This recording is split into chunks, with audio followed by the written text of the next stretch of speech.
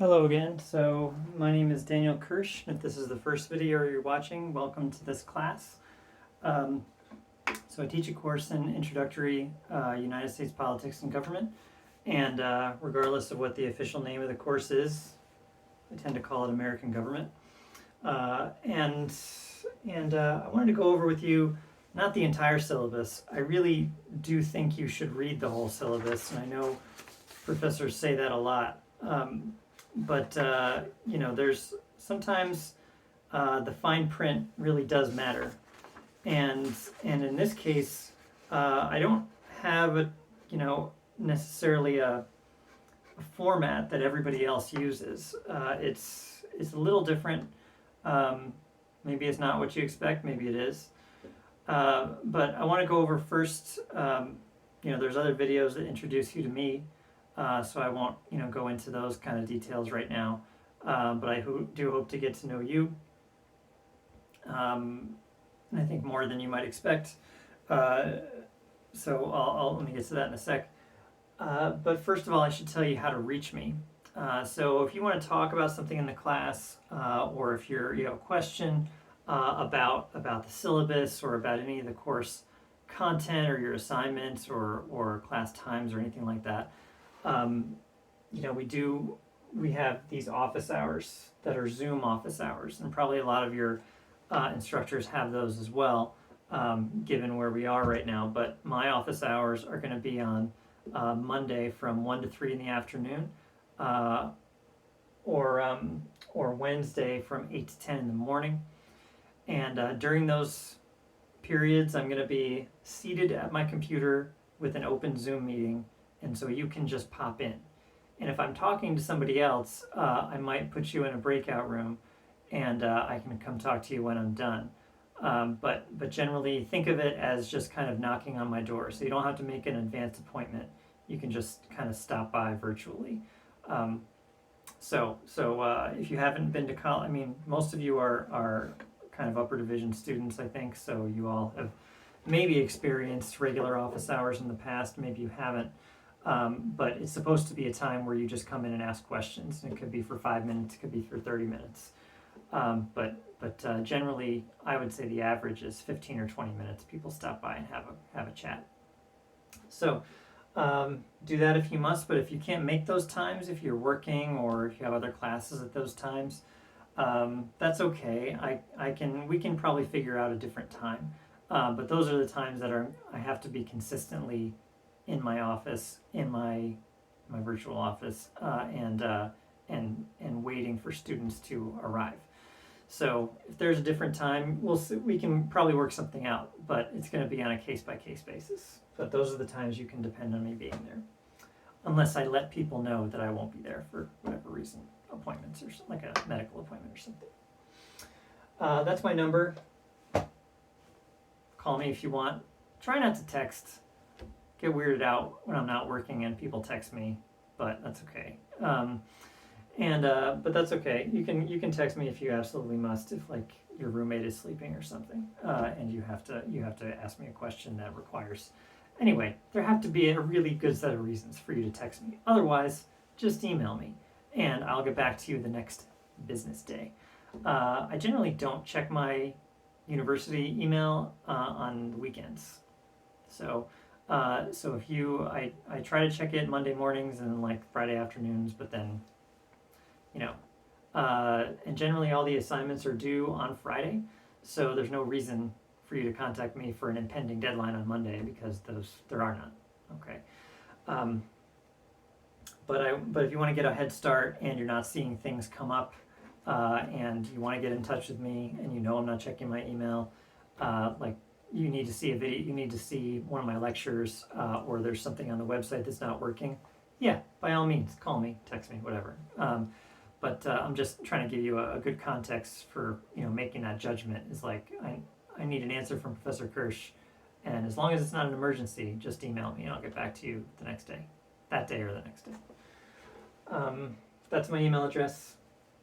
I'm the only person who's ever wanted or claimed the name Kirsch at CSUS, so lucky me. That's my name. You can call me Daniel. You can call me Professor. You can call me Dr. Kirsch. Mr. Kirsch, let's not do that. But Dr. Professor, that works. But Daniel also works. I don't care. Some people just call me Kirsch. That's weird. That's like a friendly thing to do. But you can do that if you want. But just, I will answer to all of it. But don't sweat it. And American government, the approach I take with it is there are kind of 6 modules in the class, or units. I call them modules because I guess that's the modern term now. But I break it down into A, B, C, and D, and E, F. And I kind of I rearrange the chapters in the textbook that I assigned you, which you do have to buy. You have to buy the 7th edition of the textbook. That textbook is linked to Inquisitive and the weekly news quizzes, which are a big chunk of your grade. You really can't pass the class unless you do those things. So you need to buy them. I'm sorry, but you can get them for a pretty decent price at the Hornet bookstore. And it's really just if you order the textbook, if you buy the textbook at the Hornet bookstore, the access code for these 2 things, Inquisitive and the weekly news quizzes, is included in the price of the textbook. So you can either get it through the bookstore or you can get it through the publisher. Also has a decent price if you want, W.W. Norton. So just to be clear, it's not World Wide Web Norton. It's www.wwnorton.com. So if you go there to the publisher and you can buy it from them as well. And then you can get either an ebook or you can get the print book sent to you if you want that. So it's the 7th edition, came out this year. I was a reviewer on it, so I'm kind of partial to it. So you can look at my name under 7th edition when you get the 7th edition. There I am in Sac State right there. So buy the textbook from Norton, 7th edition, Bianco and Canon. What else do we need to mention? Oh, so this is a little different from the syllabus that I sent out to you via email. This says I did have 20%, but I kind of had an idea recently, so I'll be making this change and updating it on the Canvas page. The midterm is during midterm week, and it's going to be multiple choice and essay combination, and so is the final exam, and each of them are 18% of your grade. And so is everything else, except one thing. So Inquisitive will be 18% of your grade, the weekly news quizzes are 18% of your grade, and the Write Your Rep thing is 18% of your grade. So let me explain what each of these things are. So the midterm is all the material that I've taught in the lectures and that we've gone over in the class, and that that are also on Inquisitive and the weekly news quizzes in the textbook. All that stuff is fair game for multiple choice questions and for the essay question. And I grade the essay according to a rubric that is very common on the internet now, just basically, but I use one from, I believe, Skidmore College in upstate New York. It's just a political science generic kind of essay thing, and it's like structure and content, that kind of thing you should be graded on. So, and so if you have questions about it, there's one, I put a sample one that I kind of vary up a little bit in the syllabus, so you can take a look at it, but it's in Canvas. And the final is the same way, and that takes place during the final exam week. And I think what I'll probably do, I might have the multiple choice portion be like timed, and then the essay portion is like a second assignment, and that'll be turned in separately. So also with the midterm and the final, I do a review session where I ask you all to come up with an essay question, and we do that. There's kind of a week buffer between the end of all the modules and the beginning of the exam week. So we do that during that period, and then I write the new exam question, and you are better prepared for it, hopefully. I structure it, and you'll take a look at the calendar and the syllabus. You'll see this, so that every module takes about 2 weeks, and it's about 3 chapters in the book. So it's about a chapter and a half a week with this reading, and all the deadlines are sort of fluid. I do have set deadlines in there, but you have to complete all 3 of the first 3 modules before the midterm exam. So I turn off your access to modules A, B, and C once we get to the end of module C. So this semester, that is, when is that? This is module C, yeah. So that's October 8th. Oh no, you have 1 more week. So I call it the review week and inquisitive catch-up week is October 11th to the 15th. But then after October 15th, you are no longer able to do any of the inquisitives or weekly news quizzes from the first module. And there's no reason you can't get 100% on all of those, by the way. It might take you a little bit longer, but you should be able to get 100% on all of those things. And I can explain that more in class. But then the same thing for the final. Everything is the weekly news quizzes and the inquisitive are on until the end of the final exam review week, which is December 6th to the 10th. So the 10th is the last day you'll be able to turn in any inquisitive or weekly news quizzes, but the final exam week is when you can do everything else. You can do, the final exam.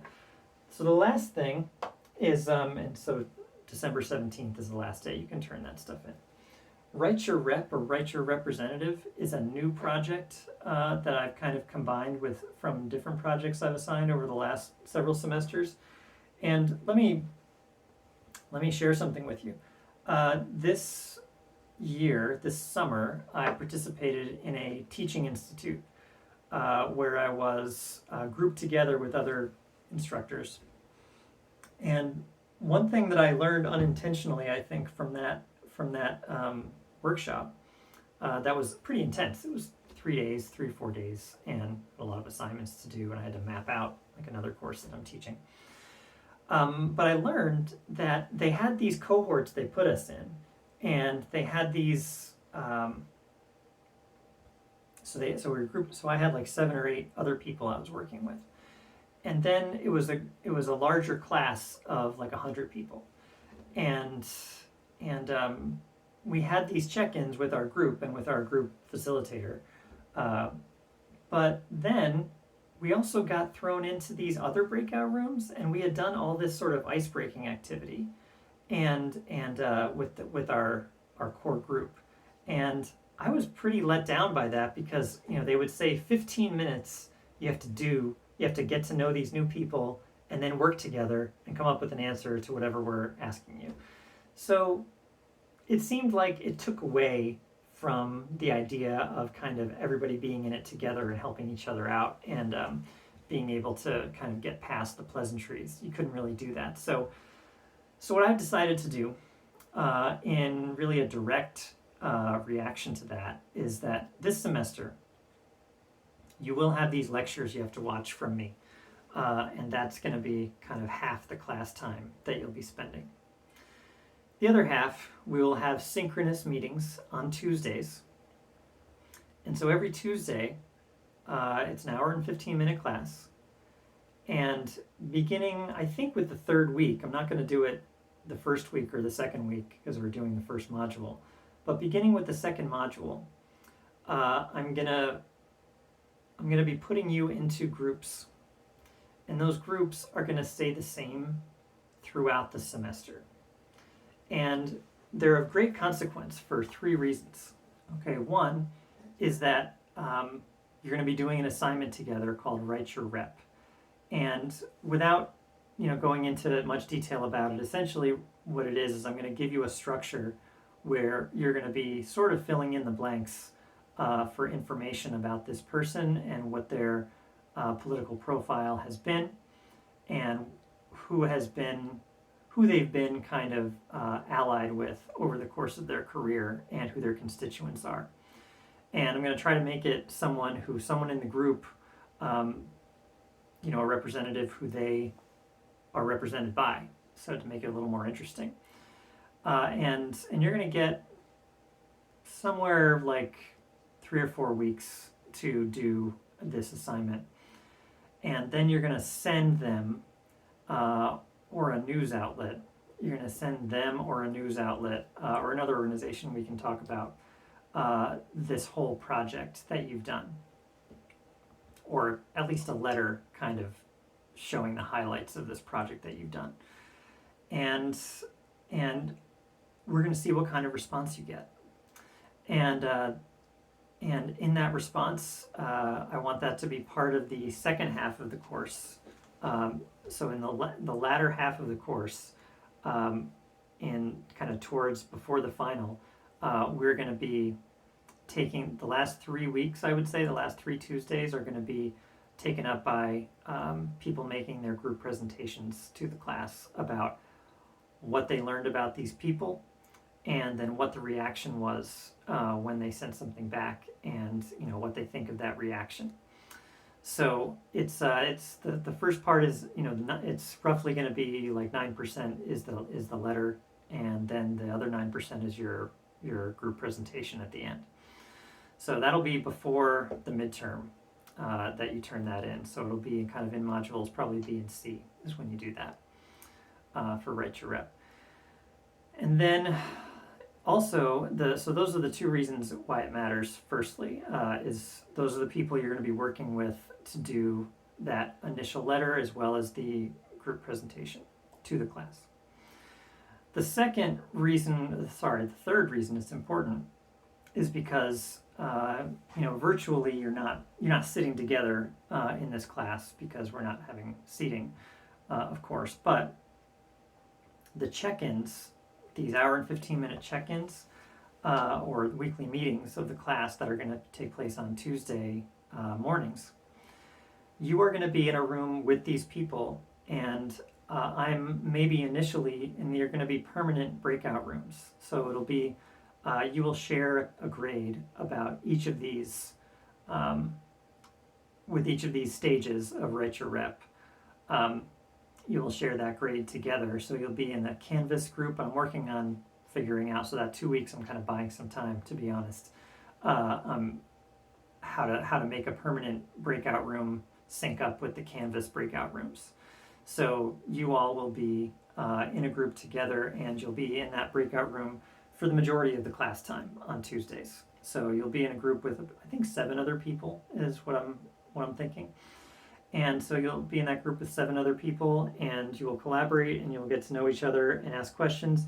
Sometimes during the breakout rooms, you will just be working on things together, the Write Your Rep specifically, but also you can do other work during this, and I encourage you to, if you want to help each other out with the inquisitive and the weekly news quizzes. But mostly, I consider these 7 or 8 person groups to be mini classrooms. So what I'm going to be doing is popping into each one of these during that hour and 15-minute class, and trying to understand what people need in terms of their of questions or information answered.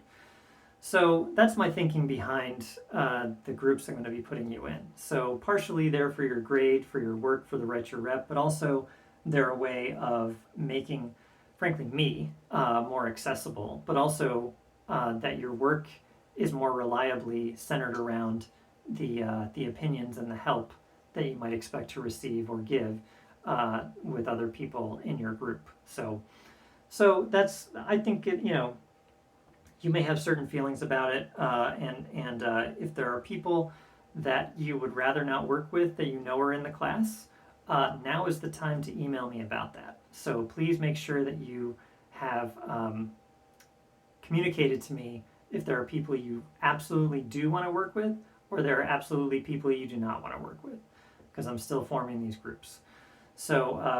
So we probably won't get to it in this, like I said, in the first class or the second class, but expect to have a message about this and know which group you're in by the 3rd Tuesday class meeting, which should be, I think, September 14th. Yeah, so that should be September 14th. So we'll know that then, and then you'll have about a month to do that assignment, and then you'll have another month to wait for a response from everyone and we'll see what kind of response, if any, you get. Okay, we'll try this out, and I have done assignments like this in the past, but I of different kinds, but I think this will be an interesting experiment. So but I think it'll be pretty easy to judge the quality of work, but it's what's going to be interesting is finding out on the other side what representatives think of this work that's been done and recommendations you might have for their political strategy or policy strategy in the future. Okay, but I'll get some more specifics to you on that as the weeks go on before September 14th. So that's when you'll meet your group and your assignment for the first time. But until then, in the next class, we'll just make it a regular Q&A. And the first one and the second one, it'll, we can talk about any other things that come up and maybe technical difficulties people have. Okay, well, I do look forward. Oh, and by the way, so the last thing I'll tell you about is participation. So I made all these 18% because, very transparently, I made the participation grade, I'm making the participation grade 10%. So that is simply because I do not enjoy, no one does, lecturing to an empty room. I certainly understand if individually you have reasons to protect your privacy, and obviously we know in this class you have a right to privacy, right? But I think at this point in the pandemic, I think it's fair to say that most people who are either students or professionals, and most of you are both, have some place that they can go most of the time to have a little bit of isolated, Zoom time. And if you don't, if you have children, I do, so I know that it's difficult to get away, and or if you're planning on being at Zoom at work, which I don't recommend, then that's certainly, one reason. But here's the trade-off. Like, I'm only requiring you to be in class once a week, and on camera even less than that. So I can't require you to be on camera.